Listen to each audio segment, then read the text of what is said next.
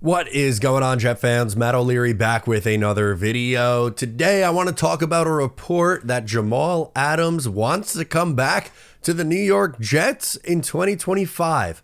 Should the New York Jets bring Jamal Adams back? No. I'm kidding. I'm not going to end the video there, although I really do. I really wanted to. Could you imagine if I did like a 10-second video? Should Jamal Adams come back? No. Hit the end card.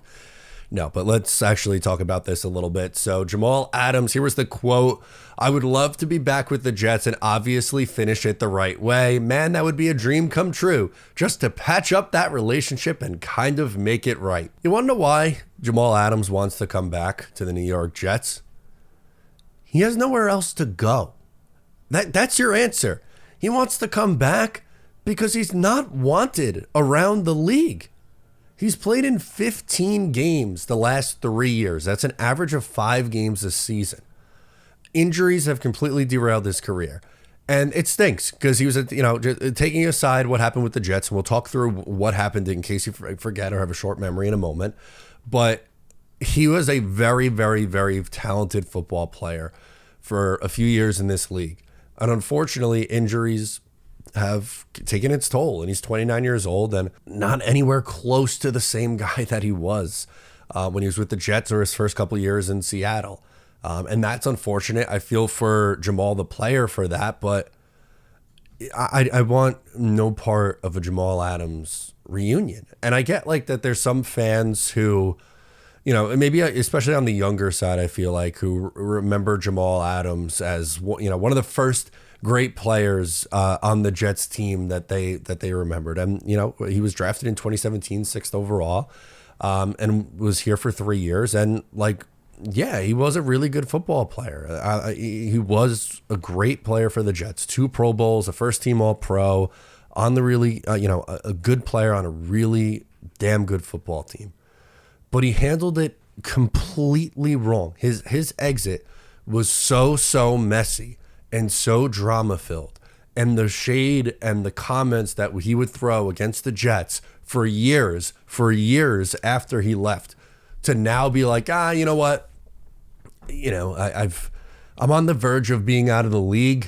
Let me try to mend a fence and have a great story. Oh, the team that drafted me, they brought me back. We fixed the relationship. Fuck that. Seriously. I'm sorry. Guys leave all the time via trade. It happens, unfortunately. The Jets traded away Sam Darnold.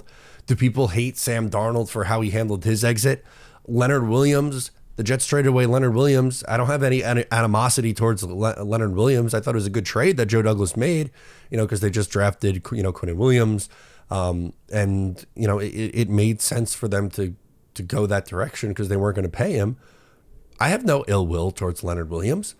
The only people that are hated are Jamal Adams and Elijah Moore, and it's because of how they handled themselves and how they forced their way out. For Elijah Moore, it was in the midst of the Jets' first winning streak and first stretch of playing really good football in 7 years, and he demands a trade and just, again, not handled correctly.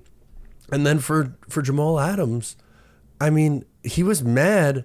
It stemmed back to Joe Douglas answering the phone at the trade deadline in 2019. He wanted the Jets to hang up the phone and be like, Jamal Adams is untouchable. I believe, if memory serves correct, he compared himself to Tom Brady. The Bucs aren't trying to trade Tom Brady. Dude, completely different circumstances, obviously. Completely different circumstances. The Jets finished the 2019 7-9, but if you remember, they were 1-8 or 2-8 to start that year. They were horrible. They were horrible that year. And the fact that that Joe Douglas just answered the phone and had a conversation was too much for Jamal. And then he made it completely messy, forced his way out, said it, took shots at Adam Gase and Joe Douglas and, the fan base. And I don't think that's right. And sure, maybe if he was still in his peak and it's like the Jets could really use a strong safety, maybe the conversation's a little bit different at this point. But what makes matters worse is the guy's not a good football player anymore. So forgive me, I'm not going to, be like, oh yeah, and let's all now bow down to Jamal Adams and let's, mend the fence and everything's fine now for a guy that's maybe going to play 3 games for you. it's not worth it. It's not. He's not a good football player anymore. He handled his exit really bad. Fuck him. Don't help him in his time of need now, where he's looking for a spot to be on an NFL roster. Like, the most likely thing is he will not be in the league this year. Don't be that team that is desperate and gonna sign him. And I don't think Aaron Glenn would do that, even though he's not, even though Aaron Glenn wasn't here with the Jets in 2019 into 2020. I don't think it matters. I don't think the Jets will bring Jamal Adams back, and good. Again, there's nothing against Jamal Adams for his 3 years with the Jets as a player. He was good. This isn't me saying like revisionist history. Jamal Adams wasn't a good player. That's not what this is.